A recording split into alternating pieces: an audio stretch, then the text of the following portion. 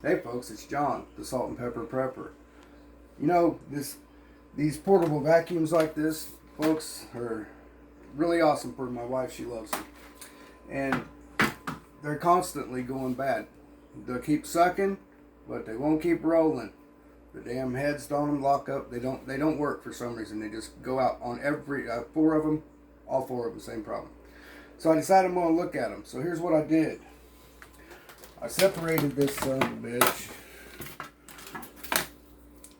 Checked my connections to make sure I had 20 volts because this is a 20 volt unit at each one of these bad boys with a meter. These are electrical connections. And so I traced it down all the way to the end, and it had power all the way to it. So I took it apart and checked the wires, checked all the, I got it apart. It takes about 12 screws. But what happened is these connectors on these motors, you get vibration. This black connector on the bottom, the ground, was completely loose. It was literally fell off, hanging on by a little piece of rubber on the end there. So it was completely loose. We put it back together. She rock and roll.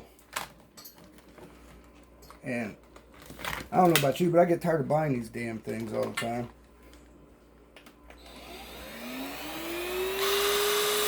And there we have a working vacuum cleaner again.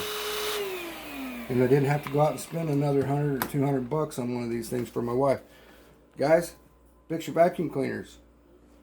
God bless you. God bless America.